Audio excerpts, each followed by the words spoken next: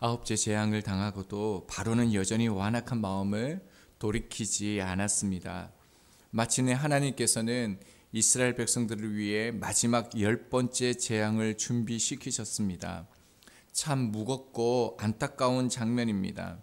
왜냐하면 끝까지 예수님을 믿지 않고 세상을 떠나는 것과 같은 것이기 때문입니다. 1절 말씀을 보겠습니다. 여호와께서 애굽 땅에서 모세와 아론에게 일러 말씀하시되, 애굽 땅에 머물러 있는 모세와 아론에게 유월절 규례를 주시는 장면입니다. 유월절을 지금 어디서 주고 계십니까? 출애굽 전에 애굽 땅에서 명하신 절기라는 것을 우리가 유의해서 볼 필요가 있습니다. 무슨 얘기냐면 11장에서 바로에게 10번째 재앙이 있을 것을 하나님께서 말씀하셨습니다. 그런데 12장에서는 유월절과 무교절에 대해서 설명하고 11장에 예고된 장자의 재앙이 12장에 가서야 다시 시작이 되어집니다. 이제껏 저희들이 재앙들을 살펴보았는데요. 말씀의 경고 그리고 하나님의 심판의 그 성취가 곧바로 이어졌습니다. 그런데 이 10번째 재앙이 그렇지 않다라는 것입니다. 즉 의도적으로 무언가를 강조하기 위해서 10번째 재앙 사이에 이 유월절과 무교절을 넣었다라는 것을 알 수가 있습니다. 그러니까요, 유월절을 통해서 재앙을 이해해야 한다는 것입니다. 다른 말로는요, 유월절을 선포하기 위해서 재앙들이 있다라는 것입니다. 유월절이 갖는 의미가 참 큽니다. 이 시간은 유월절을 통해서 교회가 어떠해야 함을 중점으로 해서 살펴보고 싶습니다. 2절은요, 이달을 너희에게 달의 시작 곧 해의 첫 달이 되게 하고 라고 말씀합니다. 이달은 당시에 민간력으로 7월이었습니다. 우리가 사용하는 태양력으로는 3, 4월이었습니다. 당시는 농사를 지음으로 씨를 뿌리는 때로부터 거두는 때를 통상적으로 한 해로 지켜왔는데요. 출애굽한 그 달을요, 해의 그 첫 달을 1월 달로 삼으라라는 말씀입니다. 하나님께서는 아주 특별하게 이 날을 생각하신다라는 말씀입니다. 출애굽은 이스라엘 백성들이 단순히 거주지를 옮기는 것이 아닙니다. 출애굽기 12장 41절의 증언처럼 430년간의 애굽 땅에서의 노예 생활을 청산하고 하나님의 거룩한 백성이 되는 새로운 출발점이 되는 중요한 사건입니다. 그리고 난 다음에 3절에서 10절까지는 유월절을 어떻게 준비해야 될지를 말씀합니다. 3절을 보면요, 1월 10일에 제물이 될 어린 양을 가죽 수에 따라 어린 양을 취하라라고 얘기합니다. 어린 양 그 한 마리를 먹는 식구가 적어도 10명에서 당시 20명 정도 되었다라고 얘기합니다. 4절을 보면요, 가족 수가 혹이라도 적으면요, 이웃집 사람들과 함께 나누어 먹을 수 있게 분량을 계산하라라고 말씀합니다. 가족 중에 어린아이가 많을 수도 있고 노인들이 많을 수도 있었기 때문에 먹는 양을 세밀하게 계산해서 준비해야 된다라고 말씀해 주셨습니다. 그리고 5절을 보면요, 그 어린 양을 어떻게 선별해야 될 것을 말씀해 주시는데 흠이 없어야 됩니다. 그리고 반드시 1년 된 수컷이어야 된다라고 말씀하고 있습니다. 수컷을 취하게 하시는 이유는요, 장차 애굽 땅 모든 수컷의 초태생과 장자가 죽게 될 것이지만 이스라엘에 속한 사람과 짐승의 장자는 죽음에서 구원을 받게 될 것을 암시하고 있는 것입니다. 그리고 난 후 6절을 보면요, 10일의 제물을 취해 나흘 동안 두었다가 14일 즉 해질 무렵에 회중이 그 양을 잡도록 하셨습니다. 왜 양을 취했으면 바로 죽이지 않고 나흘 동안 기다려서 준비해야 할까요? 그 정확한 내용은 성경에서 기록되어있지 않기 때문에 알 수는 없지만 그 4일 동안의 기간을 통해서요, 그 양이 흠이 없는지 있는지 하나님께서 지시하는 조건에 합당한지를 살펴야 했을 것입니다. 그뿐만이 아니라요, 사흘이란 기간 동안 자신들 대신 죽게 될 어린 양을 지켜보면서 하나님의 은혜를 느끼는 시간이 되었을 것입니다. 그리고 난 후 7절을 보면요, 죽은 양의 피를 그 집의 좌우 문설주와 임방에 바르게 하셨습니다. 문설주는 입구의 양쪽 기둥을 말하는 것이고요, 임방은 그 위쪽 기둥을 말하는 것입니다. 여기에 피를 바르라라고 말씀합니다. 집의 출입구는요, 집 자체를 대표합니다. 그래서 문설주와 임방에 피를 바른다라는 것은 그 집 전체에 피를 바르는 것과 똑같은 상징적인 의미가 있습니다. 그뿐만 아니라 집의 출입구는요, 집 안과 밖이 구별되는 점을 뜻하기도 합니다. 이스라엘 백성들이 장자의 그 재앙에서 구원받기 위해 특별하게 해야 할 일은 아무것도 없었습니다. 그들에게는 구원을 위해 어떤 공로나 노력도 요구되지 않았습니다. 그대로 오직이요, 유월절 어린 양의 피를 문설주와 임방에 발라두기만 하면 되는 것이었습니다. 자, 그리고 난 후 8절을 보면요, 양의 피를 문설주와 임방에 바르고 난 후에 그 고기를 불에 구워 먹었습니다. 그리고 무교봉과 쓴 나무를 하나님께서는 준비하게 하셨습니다. 무교봉은 누룩을 넣지 않고 만든 빵인데요, 누룩을 부풀릴 시간조차 없는 그 긴박성을 나타내는 것이 이 무교봉입니다. 쓴 나물은요, 애굽의 고통을 상징합니다. 그러니까 무교봉과 쓴 나물을 먹으면서 자신을 돌아보고요, 고난과 고통의 삶에서 구원해 주신 하나님께 감사하는 마음을 갖게 하시기 위한 장치였습니다. 자, 그리고 난 후 9절과 10절을 보면요, 날 것으로나 물에 삶아서 먹지 말고요, 머리와 다리와 내장을 다 구워 먹고요, 아침까지 남겨두지 말고 남은 것은 불태워라 라고 구체적으로 하나님께서 말씀해 주셨습니다. 음식을 구워서 먹는 것은 두 가지 의미를 볼 수가 있는데요, 먼저는 출애굽의 긴박성을 상징합니다. 삶는 것은 아무래도 오래 걸립니다. 하나님은 이 출애굽을 갑자기 급속하게 행하실 것을 말씀하신 것입니다. 그리고 또 하나는요, 애굽과의 완전한 단절을 상징하는 말입니다. 그 당시 애굽은요, 주로 음식들을 삶아 먹었다라고 얘기합니다. 그리고 유교봉을 먹었다라고 얘기합니다.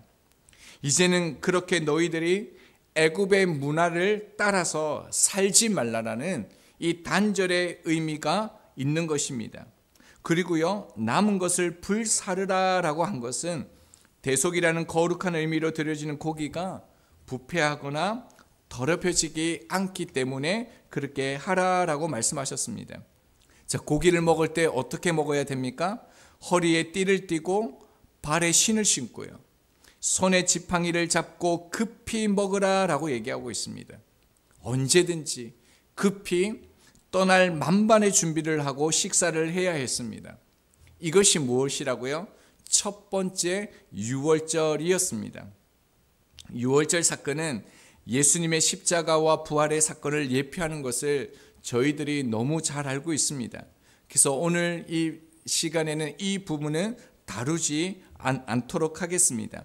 자, 이제 이스라엘 백성이 해야 할 일을 지시하신 하나님께서 이번에는요, 하나님께서 하시고자 하시는 일을 친히 설명을 해 주십니다. 12절을 보면요, 하나님이 유월절 밤에 애굽 땅을 두루 다니면서 사람과 짐승의 구분 없이 어떻게 합니까? 처음 난 것을 다 치고요, 애굽의 모든 신을 심판할 것을 말씀하십니다. 자, 그런데 그때 13절을 보면요, 표적으로 어린 양의 피가 집에 뿌려져 있으면 그 피를 보고 진노의 사자가 넘어가서 재앙이 그 가정에는 내리지 않겠다라고 말씀하셨습니다. 그리고 난 후 이스라엘 백성들에게 14절로 이렇게 말씀하셨습니다. 너희는 이날을 기념하여 여호와의 질기를 삼아 영원한 규례로 대대로 지킬지니라. 이것은 이스라엘 백성들의 절기가 아니라 여호와 하나님께서 말씀하신 절기입니다.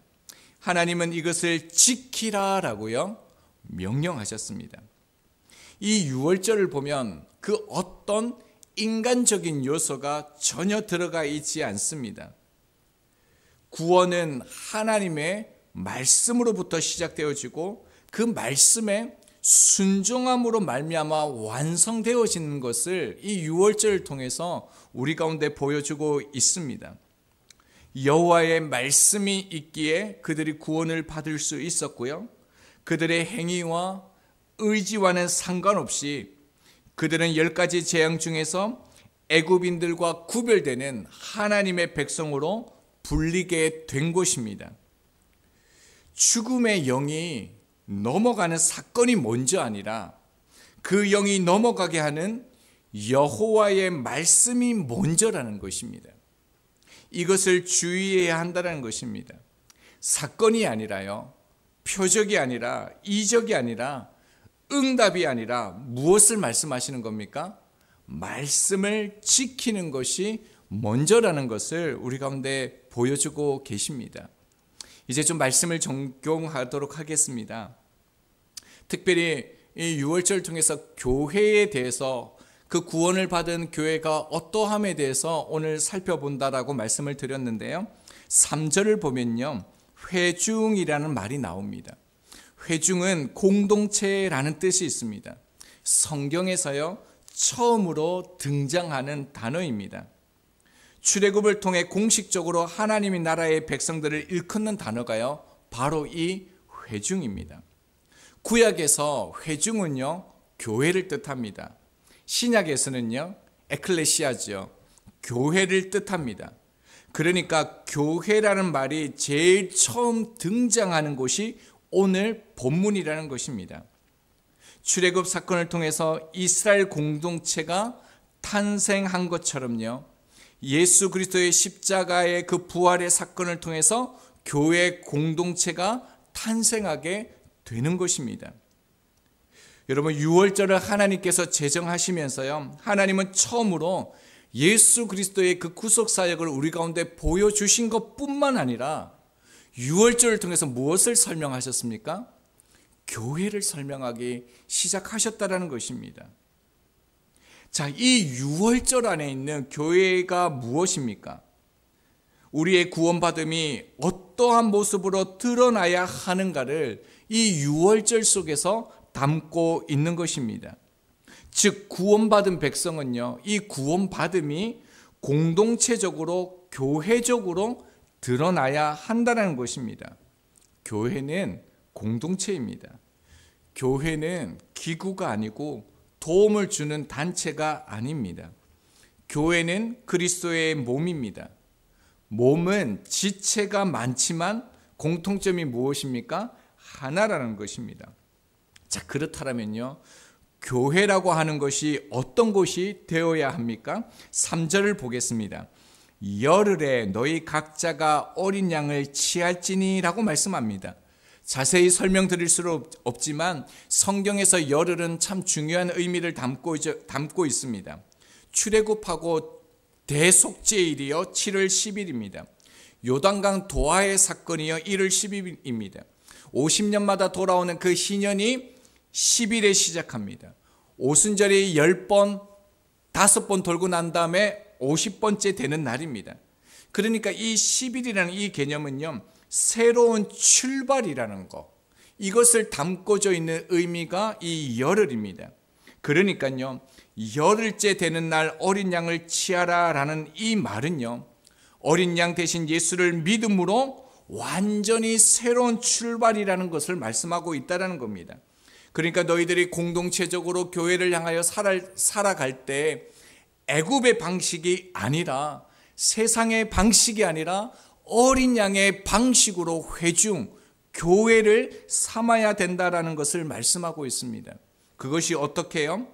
하나님께 드려질 양의 모습을 통해서 나타나는데요, 흠없고 1년 된 수컷입니다. 이것이 말한다는 것은요, 1년 된 양을 고르기 위해서 흠없는 양을 고르기 위해서 얼마나 세심하게 살펴야겠습니까? 얼마나 집중해서 문제가 있는지 없는지 꼼꼼하게 살펴야겠습니까? 그리고 그 어린 양을 선택합니다. 여러분, 하나님께 드려질 그 어린 양, 나의 목숨을 대신할 그 어린 양을 여러분이 선별하셨습니다. 자, 그렇다면 그 어린 양을 여러분은 어떻게 하겠습니까? 다시 우리로 돌려보냅니까? 그렇지 않겠죠. 만약에요, 사흘째 뒤에 이 어린 양을 잡는데 3일째 되는 그 저녁에 11시에 만약에 그 어린 양이 다치면요, 그 어린 양이 절개되어지면요, 어디에 찔려서 피가 나게 되면요, 여러분 그 어린 양을 제물로 드릴 수 있습니까? 그럴 수 없습니다. 여러분 만약에 그런 일이 일어나면 어떻게 되어집니까? 제물로 드릴 양이 없으면요, 내가 제물이 된다라는 것입니다. 그러니까 그 어린 양을 얼마나 귀하게 정성을 다해 보호해야겠습니까? 이것이 무엇입니까? 교회 안에 공동체에 있는 그 한 사람 한 사람을 그렇게 하나님께 드려질 제물처럼 세심한 주의와 마음을 다해서 살펴야 된다는 겁니다. 그 사람이 살아야지요, 나도 산다라는 겁니다. 그 사람이 죽으면요, 내가 제물이 되기 때문에 나도 죽게 되는 거죠. 그 사람을 살려야 우리가 살고, 그 사람이 죽으면 내가 죽는 원리가 이 유월절 안에 담겨져 있다는 겁니다. 그렇다면 어디까지 세심히 돌봐야 됩니까? 사설에 보면요, 그 집의 이웃과라고 얘기하고 있습니다. 이것은 내 집에 가장 가까운 집의 이웃이라는 뜻입니다. 그러니까 나와 친밀하고 가까운 사이가 아니라 그 누구라도 차별 없이 예외 없이 생명을 주는 귀하게 여기는 공동체가 교회라는 것을 말씀하고 있는 것입니다. 그뿐만 아니라 4절 하반절을 보면요, 먹을 수 있는 분량이라는 말이 나옵니다. 그러니까 그 사람에 대해서 얼마나 관심을 가져야 되냐면요, 그 사람이 뭘 좋아하고 뭘 싫어하고 양을 얼마만큼 먹는지까지 알아야 된다는 것입니다. 그렇게 세심히 살피고 관심을 두는 것이 교회 공동체라는 겁니다. 그것뿐만이 아닙니다. 또한 이렇게 말씀합니다. 10절에 보면요, 아침까지 남겨두지 말라라고 얘기합니다. 여러분, 세심하게 어린 양을 취하고요, 또 먹을 것을 계산해서 그 분량을 삼았는데도 어떻습니까? 왜 먹을 것이 남습니까? 이 의미가 무엇이겠습니까? 그러니까 누군가가요, 제대로 먹지 못했다는 겁니다. 아파서 참석을 못했다든지 어떤 이유 때문에 그 자리에 못 왔다는 거죠. 그러면 너희들이 어떻게 해야 된다는 겁니까? 그들을 보살피고 그 공동체 안으로 들어올 수 있도록, 소외되는 일이 없도록 함께 할 수 있도록 그렇게 세워가는 것이 교회 공동체라는 것입니다. 유월절 안에 담아두신 하나님의 교회가 이런 교회입니다. 우리 교회가 더욱 이런 공동체가 되기를 바랍니다. 점점 교회가 세상을 닮아갈 것입니다. 교회 안에 있는 것만으로 모두가 구원받는 것은 아닙니다. 이스라엘 백성들이라고 해서 죽음이 모두 넘어간 것이 아니라요, 13절의 말씀처럼 표적, 그 표적이 있는 사람만이 그 피를 볼 때의 재앙이 넘어가는 것입니다. 저희가, 그리고 우리 교회가 유월절을 통해서 말씀하신 그 집의 이웃과 먹을 수 있는 분량과 아침까지 남겨두지 말며 이 말씀처럼요, 이웃을 사랑하고 유익을 구함으로 우리 교회가 세상의 대안이 되고요, 또 한국교회의 답이 되는 그런 교회가 되도록 구원받은 성도의 삶을 살아가는 저희의 삶이 되기를 소망합니다.